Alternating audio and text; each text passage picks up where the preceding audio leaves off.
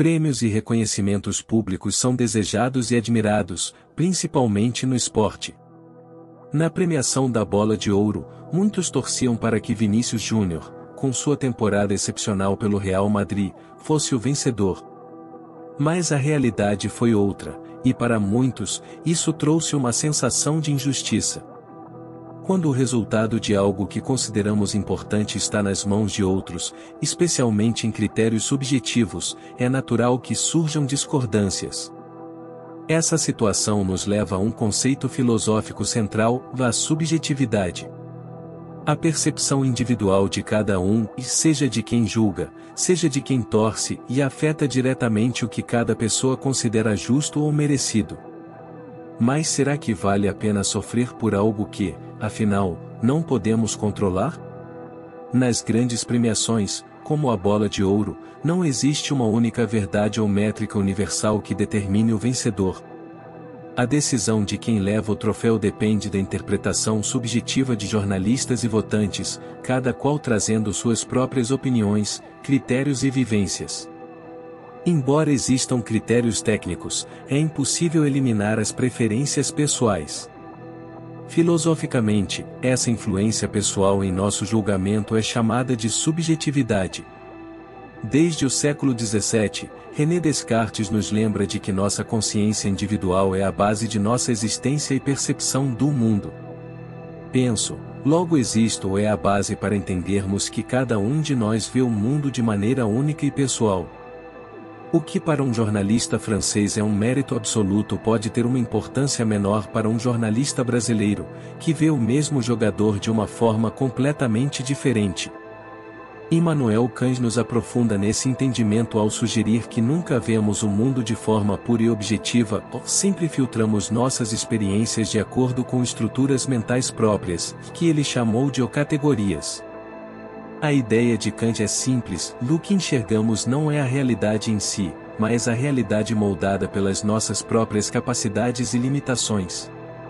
Isso implica que, ao assistir a uma temporada, um jornalista pode valorizar certos aspectos, como passes, finalizações, liderança em campo, e enquanto outro pode estar mais atento a aspectos de jogo coletivo ou defesa.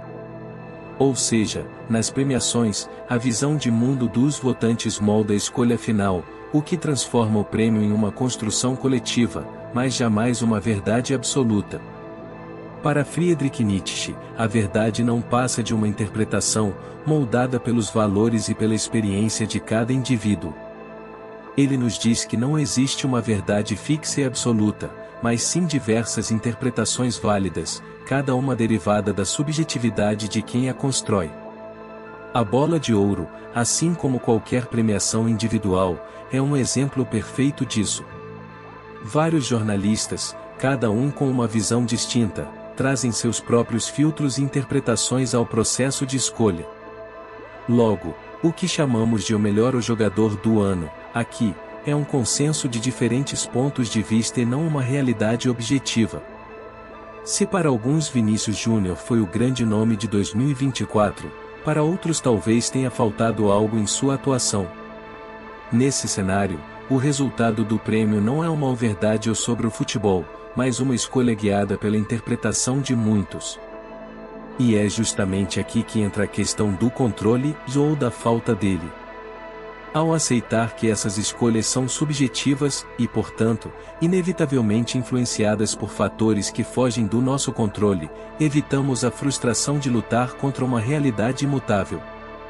Esse é um ensinamento fundamental da filosofia estoica, especialmente nas palavras de Epicteto, e não sofra com o que você não pode controlar.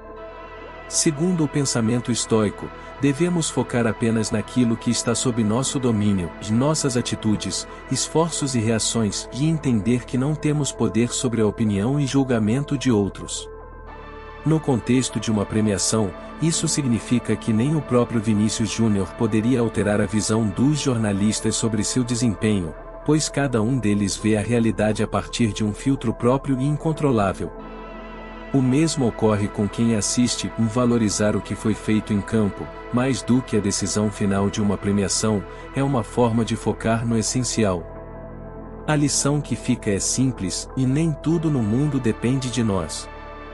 Sofrer por algo que foge do nosso controle, como o julgamento alheio em uma premiação, é buscar uma frustração desnecessária. Valorizar os feitos concretos, a paixão pelo jogo e a dedicação que vemos em campo traz uma paz muito maior do que esperar que todos compartilhem nossa visão. Premiações, ao final, são reconhecimentos subjetivos e temporários. Elas não apagam o impacto real e o talento de um jogador ou de uma trajetória. Vinícius Júnior, como qualquer atleta, constrói seu legado com cada jogo, cada drible e cada conquista em campo. Essa história é maior e mais duradoura do que qualquer troféu. Que cada um de nós valorize o que realmente importa, e que a história de um jogador não se limite à visão de um prêmio, mas ao legado que ele deixa em todos que o acompanham.